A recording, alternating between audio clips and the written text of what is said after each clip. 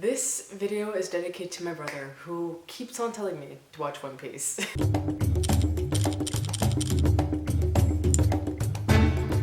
Hey guys, it's Lauren here and welcome back to my YouTube channel. It's been a while since I filmed an anime video, so I guess welcome back, and to me, myself, welcome back. That is in part honestly because I haven't been watching much anime lately. I think there's been a good amount of live action shows out right now that I've just been wanting to watch those. But it's time to get back into it. I've been craving an anime lately, and like when it's like summery and something that fits into the mood of like the summer, bright, vibrant, fun, like something that will get my blood pumping. However, I've been trying to watch One Piece for like a long time, but they got too many episodes. It's like hopping onto the Fate series. I feel like maybe not as complex, but similar to that in the sense where it's like now I have to hop in, I have to catch up to everything, and there's so many freaking references and things I don't understand. It's so freaking long. They hit their 1000th episode like a few months ago, and there's just so much going on that I felt intimidated by the mass amount of One Piece content that is out there in the world. But you know what? Today we were tackling that. We're gonna try it. I don't know how I feel about it, honestly. Like, I'm guessing it's gonna be like a typical shonen. I think the closest thing I've watched to it is Fairy Tail, and Fairy Tail I've heard is like based pretty like heavily off of One Piece in some areas,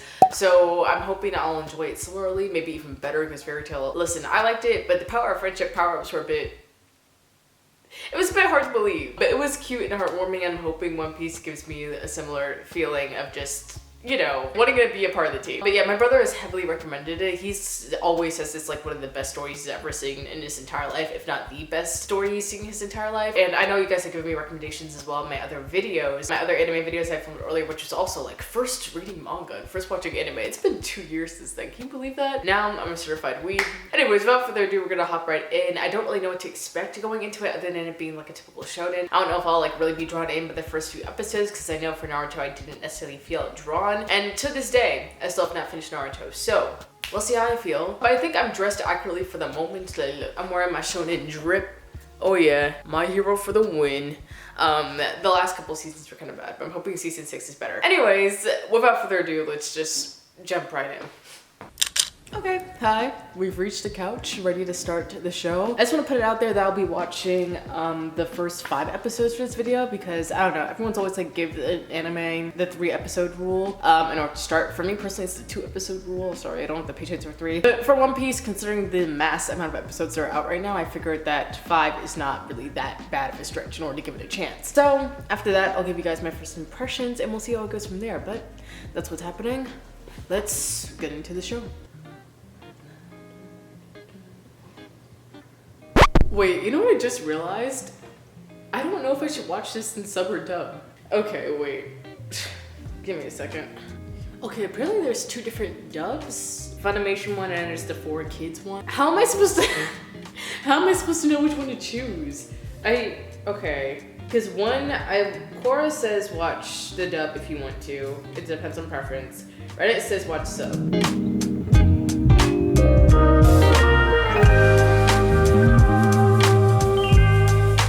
Okay, they said that the dub voices change because of the whole 4Kids thing, so I think I'm really hesitant about this. Okay, you know what? For the video, I think I'll start it in the sub just because it first came out that way, and I think that just makes sense.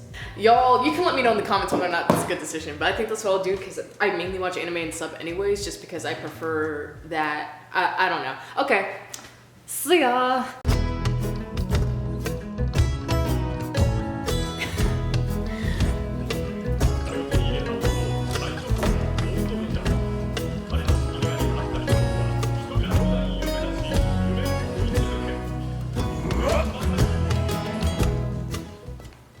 Okay, before we continue, that intro really reminded me of the Hunter intro. Hunter intro. I'm gonna just say that. But anyways, I'm gonna continue watching.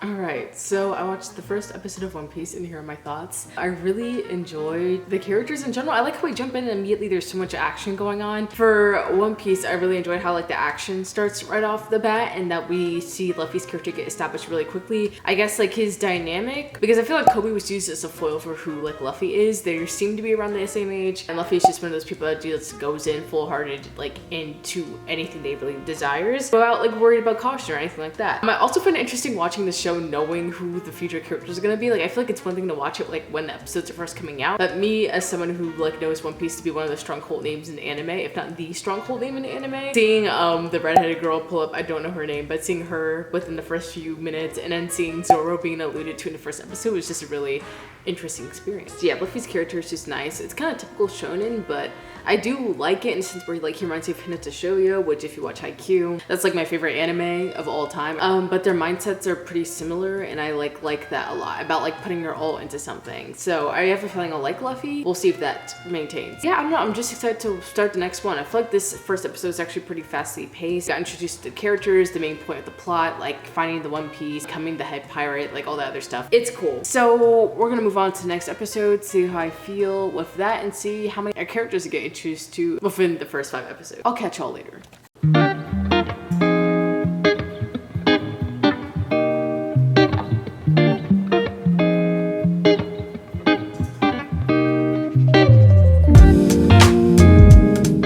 That's me finishing episode 3 of One Piece, and I don't know what it is about this anime, it just hits somehow. Zoro's finally been introduced, and he's just seems like a stand-up guy despite the fact that he's like a little rough around the edges. Something about him, he's very nice. Also, I love his voice actor, by the way, he's very good. This basically established Zoro's character and kind of like helps set the stone like what to expect, I guess, from these episodes. I really like the way he's kind of just like traveling around like a wanderer and just doing the whole, it almost reminds me of like Western stuff where you just go certain places, kick ass, and have the town thank you with food and stuff. But I don't know, something about it is very just heartwarming. Also, the score is amazing. Like, I really love the soundtrack. It does a really good job establishing like the stakes of everything and like Luffy's mindset, and just, I think it's perfect. Also, I love, because with old anime, I feel like it's very easy for it to feel very flat, two-dimensional, but like two-dimensional in the way that it's like there's no depth to it. But I feel like with One Piece, like the animation is still very good for its age. Like, I'm watching it and I'm like, oh, like you could really feel like Luffy is popping out the screen when he does this attack. Everything with the animations are honestly pretty good, and I don't know, I also am enjoying the art style and the color scheme, and I'm just really enjoying it in general. So we're gonna move on to episode 4. I'm still curious about who the redheaded girl is and like what her agenda is. Let's go back into One Piece.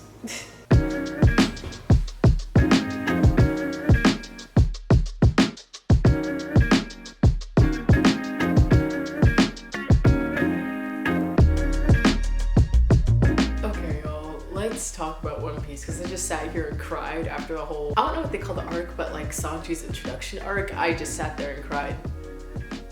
So good, so good. Okay, this show, there's a lot of good things going for it, and somehow it's like very addictive. Like, I kept on moving through it, and now I'm at episode 30, moving on to 31. I'll be watching the first 5 episodes for this video. Literally fantastic. The material, oh my gosh, there's so much to work with. For one, animation phenomenal. It's actually very good considering the time it was made, and it honestly doesn't bother me how old the art style is and how old, I guess, like the videography is. I don't know if that's the right term, but you guys get what I'm saying. Let me just talk about all the things I find fantastic about One Piece and like what I think I found the pattern is with its formula. It's probably not gonna be too coherent because again, I was just crying like 5 minutes ago for like how freaking good the kitchen arc was. Okay, for one, I guess we'll say this because it's really simple. It's silly, but there's a lot of excellent action in it. There are moments when it's like One Piece, like there's a lot of laughter. Sometimes the villains seem a little bit clownish. Like, for example, there's a cat pirate crew. It seems very odd. And then there's just like a couple of the villains seem very goofy at first, and so do like some of the scenarios, like including the fights. But then they balance that with a lot of emotional depth, and then just like a lot of even violence. I think one thing I found, like especially watching like old anime, I guess that the ones that come to mind are like Inuyasha and Fairy Tail. They didn't show blood often. They didn't really show like overt mortal wounds often. One Piece does, which is really interesting because they feel like they don't do it in like a gruesome manner, like the same way Jujutsu Kaisen does it, and like other, what do they call it, like the young adult anime, not like shonen necessarily, but it kind of falls into that spirit as well. The violence isn't as gruesome, but it's definitely there, and it helps establish the stakes. So that plus the emotional feels portion plus the silly part, it gives it like a balanced meal kind of feel. Like, I leave it feeling satisfied in all kinds of ways, and I think that is fantastic. Another thing that I found really interesting, which I think is one of the bigger reasons why I really love this show, not everything is as it seems when you first see it. Each of the characters that are introduced, I think they show that in their own way. I mean, Zoro, for one, he looks like a mean guy, but he's actually like a very nice nice, like honorable guy who has like the same similar determination that Luffy does,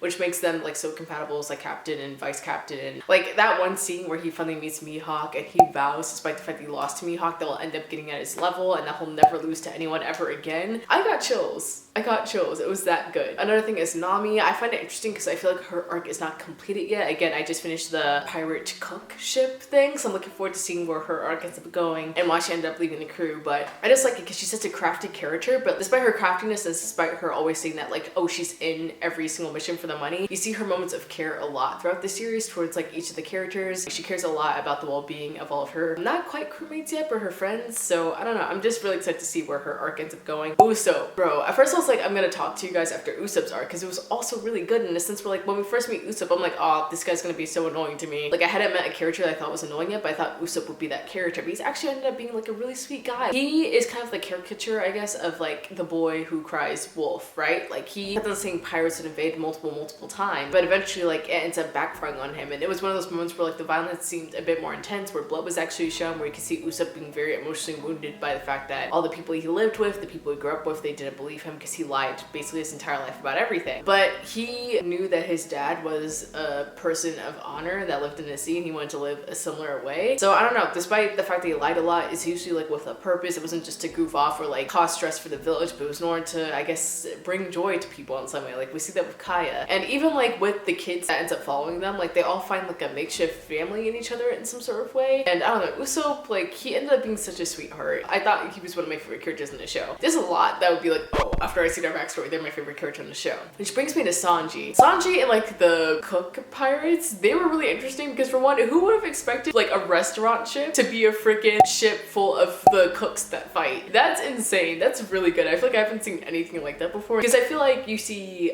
church like nun people with like guns and stuff and you're like, oh my god, this is so shocking. The cook thing is even more shocking because I feel like, I don't know, to a lot of people food is sacred, it makes sense, but you don't expect your cook to be carrying like a shotgun or something like that, or you don't expect your cook to throw you hand. You know, like they were so hardcore, but they were so soft inside of this makeshift chaotic family that like hated each other some days, but like inevitably still ended up loving each other. And I don't know, with Sanji's arc of like being like too afraid to put faith in herself, his desire eventually to chase his dream, but like suppressing it because of fear, because of what ended up happening to him when he was younger, and just even that whole storyline of him starving, like that hit really hard because I'm like, bro, crazy. Sanji, after watching his arc, I'm like, this motherfucker's one of my favorite characters. They all are. I just want to give them all a big hug. They are amazing. Like even the side characters get depth, like those little kids, even, again, not everything is always as it seems. Those kids that followed Usopp, I thought that, oh, these are just some brats that are following him, like they don't really know what's going on. But despite the fact that Usopp told them to run away, like they clearly caught to something about what Usopp did, which is that he's an honorable person that doesn't run away when it really matters. And they didn't run away when it really mattered to when they defended Kai, despite the fact that they were so small, despite knowing that they were so weak compared to the pirates that came to fight the village. That was also like a beautiful moment where I was like, bro, I thought you kids were annoying, but you're actually fantastic. You just, you know, like when it really matters, you come through, and that's amazing. I don't know, it's amazing. The show is amazing. No character is originally as they seem. Like for example, the butler turned out to be a villain. Pirates that seem to be so strong and very like Suyoi, I don't know. Those kind of characters actually end up having like some shield that they use that makes them not very pirate-like. For example, if the cat pirates, Kalahari, is that his name? Kulahara, whatever the fuck his name is. He was supposed to be like this butler and he was supposed to be this pirate captain, but at the end of the day he was really selfish and only cared about like his dreams and his wishes and saw his crew as pawns. With the guy that was for like the EC, like the strongest man of the EC, he says that he was the strongest man, but he mainly just used weapons and shot all of the crew that didn't agree with him. Like his power of might wasn't really like actual strength. It's more in like tricks and, you know, like all these games that he played with his enemies, so he wouldn't even have to touch them in combat. It's all these like really interesting like tiny details that just help the stories feel so rich. Like it's fantastic. And then that moves me on to another thing, how nothing is as it seems. I love how this anime plays around with the idea or like the meanings of pirate and also the meaning of treasure. For one, like Nami, she said to Luffy, the cat guy that they ended up finding, that he saw a scum and that he hated. That's usually what a typical pirate would be like. Pirates aren't honorable. Pirates don't really care too much about their crew. Like pirates don't, they aren't like necessarily nakama, I guess. honest, I don't know how to explain it. But Luffy, I feel like he's gonna be changing that meaning as the series goes on, and I'm really looking forward to seeing that. Another thing I really love that I find really so endearing is the way that they redefine treasure in every single way. It's not in like an annoying way where I feel like some series they like overly shove a meaning into your face about like what a treasure is. But for example, a dog. Again, dogs, they're not exactly as they appear. Like the dog, the mean dog from whose village was it? I forgot. You guys know what I'm talking about. That little like white pooch with the owner that died. He just seemed like some mean old dog that was just like, you know, doing all he could in order to make things worse for people. But he really was just like guarding something that was a treasure to his owner and therefore became a treasure to him. The treasure in this anime isn't necessarily just like gold or jewels or any of that other stuff or the stuff that Nami's chasing. It's things that belong to loved ones. It's maybe your own friends. It's like a representation of a bond that you have with someone else. It's those kind of things that help make something someone's treasure, and it's those kind of things that the people in the show value the most. And I think that's honestly like a great lesson to teach anyone at any stage in their life, where it's like, does it really matter like the money, or what matters is like this thing and what it represents? That's just so fucking fantastic to me, because I feel like I haven't seen any other show do that, where it's like, okay, what's the real treasure though? And the metaphor works well. Allegory, I guess you could say, works well, because this is like an anime about becoming the king of the pirates, finding the One Piece. So it makes sense to like use the treasure metaphor for everything. It's like, oh, what's treasure to you? Hello. And then you find that out with each arc and each episode with each character. And I just, man, it's such a joy. This show is such a joy. But anyways, I think I'm gonna end the video here because I definitely am gonna continue bitching it. I'll probably make another One Piece video just to give you guys updates on like my thoughts on arcs or whatever, because it's probably gonna be the anime I'm watching for like the next few months. Anyways, ended up really enjoying it. If you were considering watching One Piece but haven't yet, I would highly recommend it. I know it's long, I know it seems intimidating, but honestly, summer's the optimal time to do it, and if you can find the time, look, make the time. Make the time. It's really good. It's really worth it. I think any good story is really worth your time. Anyways, thank you guys so much for watching. Like, comment, and subscribe. You guys know how it goes. Follow me on all my medias. They're always linked down below, and I will see you all in the next one. Bye.